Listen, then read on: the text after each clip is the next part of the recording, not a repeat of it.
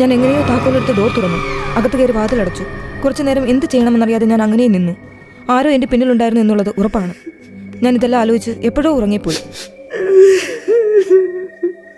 പിന്നെ ഒരു സ്ത്രീയുടെ കരച്ചിൽ കേട്ടാണ് ഞാൻ ഉണരുന്നത്. നോക്കുമ്പോൾ എൻ്റെ കട്ടിൽ ഒരു സ്ത്രീ ഇരിക്കുന്നു. ഞാൻ പെട്ടെന്ന് എഴുന്നേക്കാൻ നോക്കി, പക്ഷെ പറ്റുന്നില്ല. എൻ്റെ കൈകാലുകൾ അനങ്ങുന്നില്ല. ഞാൻ ഒച്ച വെക്കാൻ നോക്കി, പക്ഷെ എൻ്റെ തൊണ്ടയിൽ നിന്ന് ശബ്ദം വരുന്നില്ല. പെട്ടെന്ന് ആ സ്ത്രീ എന്നെ തിരിഞ്ഞു നോക്കി. അപ്പോഴാണ് ഞാനത് കാണുന്നത്.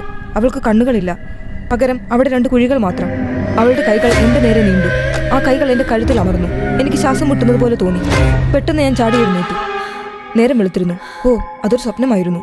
ഞാൻ ഒന്നും മനസ്സിലുറപ്പിച്ചു, ഇതിനെപ്പറ്റി ആരോടെങ്കിലും തിരക്കണം. അങ്ങനെ ഞാൻ റെഡിയായി ഓഫീസിലേക്ക് ഇറങ്ങി. അപ്പോഴാണ് അപ്പുറത്തെ ഫ്ലാറ്റിൻ്റെ ഡോർ തുറന്നു കിടക്കുന്നത് കണ്ടത്. എന്നാൽ അവിടെ ആരോടെങ്കിലും ചോദിക്കാമെന്ന് കരുതി ഞാൻ അങ്ങോട്ട് ചെന്നു. പക്ഷെ അവിടെ ആരെയും കാണുന്നില്ല. ഞാൻ വിളിച്ചു നോക്കി, ആരും വന്നില്ല.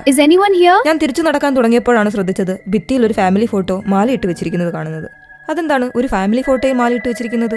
ഇവരെല്ലാവരും മരിച്ചു പോയവരാണോ? എന്തായാലും ഞാൻ അവിടെ നിന്നിറങ്ങി. താഴെ സെക്യൂരിറ്റിയെ കാണാമെന്ന് വെച്ചു. അങ്ങനെ ഞാൻ ലിഫ്റ്റിൻ്റെ അടുത്തെത്തി. എങ്ങനെയോ ധൈര്യം സംഭരിച്ച് ലിഫ്റ്റിൽ കയറി താഴെ ഇറങ്ങി. സെക്യൂരിറ്റി ഇരിക്കുന്ന ഭാഗത്തേക്ക് നടന്നു. അവിടെ ചെന്നപ്പോൾ സെക്യൂരിറ്റിയെ കാണുന്നില്ല. അപ്പോഴാണ് സെക്യൂരിറ്റിയുടെ ടേബിളിലിരിക്കുന്ന പത്രം കാണുന്നത്. അതിലെഴുതിയിരിക്കുന്ന ന്യൂസ് ഞാൻ വായിച്ചു. ഇന്നലെ രാത്രിയിൽ ഉണ്ടായ ബൈക്ക് ആക്സിഡന്റിൽ ഒരു യുവതി മരണപ്പെട്ടിരിക്കുന്നു. അതിൽ എൻ്റെ ഫോട്ടോ ഉണ്ടായിരുന്നു.